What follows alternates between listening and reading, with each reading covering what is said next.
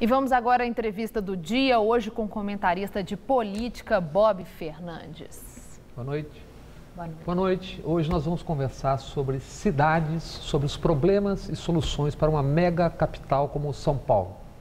José Luiz Portela é engenheiro civil, ele foi secretário de Transportes Metropolitanos do governo Serra, foi o homem das novas linhas do metrô, ministro interino dos Transportes e secretário executivo do Ministério do Esporte no governo Fernando Henrique. Portela foi também assessor especial do governador Franco Montoro. Ele é comentarista da Folha de São Paulo e da Rede TV. Boa noite, Portela. Boa noite, Bob. Uma cidade com 11 milhões de habitantes, como São Paulo, tem como ser gerida por uma única pessoa, um prefeito, seja ele quem for? É difícil, mas é possível. O ideal é que São Paulo fosse desmembrado. São Paulo poderia ser 3, 4 cidades. Não subprefeituras, nada?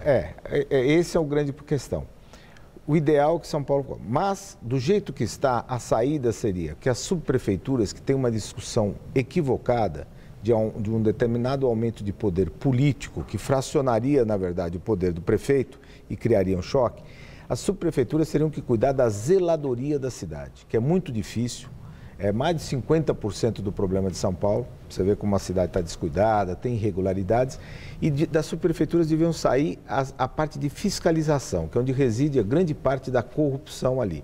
E elas ficarem como uma área de manutenção e zeladoria. Isto ajudaria e avançaria muito. Principais problemas e se há soluções para uma cidade como São Paulo? Olha, as soluções há, exatamente você começar por esse aspecto, de organizar a parte de zeladoria e grandes projetos estruturais. Quer dizer, São Paulo só vai mudar, vai sair do que ele é e dar o salto, não é com mais 10 escolas, mais 100 coisas, mais 50 creches e tal. Isso não vai resolver, isso vai correr sempre atrás da demanda, que é muito grande. Você vai ter que ter projetos estruturais como você tem o anel hidroviário, que mudaria todo o sistema de lixo em São Paulo. O que significa isso? Conte para nós. São Paulo é praticamente uma ilha, pouca gente sabe. Falta quase 30 quilômetros, pouco menos de 30 quilômetros para fechar. Se você pegar a represa, a Billings, a Marginal, o Tietê, Pinheiros, etc., Taia-Supeba, você é praticamente uma ilha. Mais um canal que está previsto forma um anel, São Paulo. Então dá para correr São Paulo todo, você tem... através de embarcações e com tratamento do lixo em várias estações, você resolve o problema do lixo e resolve muito o problema do trânsito. Tem cerca de 500 e poucos caminhões que fazem um lixoturo na cidade, passa o dia todo andando. E outras tantas viagens, você vai reduzir 400 mil viagens de caminhões por mês. Bom, outros projetos, você tem que cuidar da periferia, de recuperar essa cidade irregular que existe, loteamentos clandestinos imensos, onde não chega a infraestrutura básica. Então, São Paulo tem que ter uma meia dúzia de projetos. Eu acho que um dos projetos muito importantes seria você colocar energia solar, fotovoltaica, nas casas, na periferia, porque você criaria uma renda, a pessoa não pagaria a sua conta, quer dizer, e essa renda viria do sol, quer dizer, não é uma bolsa isso, bolsa aquilo, e além de tudo, sobra um pouquinho, essa sobra ela vende para o sistema, então você cria uma renda para as pessoas. Grandes projetos assim que tirarão São Paulo da situação atual. Cidades como Salvador, Rio de Janeiro, São Paulo, não sei, você pode falar sobre isso, empreiteiros e setor imobiliário costumam eleger boa parte das câmaras de vereadores e depois tem a contrapartida com aquela esculhambação geral, libera tudo. Tivemos há pouco um desses gestores que enriqueceu e vendia espaços pela cidade. É possível controlar isso? E como é São Paulo? Eu acho que é possível controlar isso se você, na verdade, assumir esse protagonismo político. Na verdade, você corre atrás. E o grande problema aí é o sistema de representação no Brasil. Hoje, os candidatos, sejam os deputados, os vereadores, quer dizer, os candidatos proporcionais, sejam os candidatos majoritários, na verdade, eles olham para o financiador da campanha e não para o resultado final do povo na ponta da linha. Porque se você tiver o tempo de TV, se tiver isso, aquilo, você consegue se eleger. Então, se não mudar o sistema representativo, acho que a mãe de todas as reformas no Brasil é a reforma política, que propiciaria uma nova forma de gestão e vai atingir o dia a dia das pessoas. No Brasil, quase todas as grandes cidades, mas não apenas, o direito de ir e vir se encerra quando a noite começa.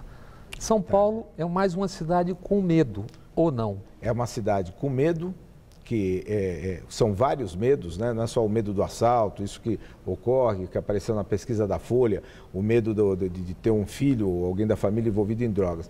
Uma cidade que o sujeito tem medo de chegar atrasado no ponto de ônibus, porque ele não sabe quando vai passar o próximo.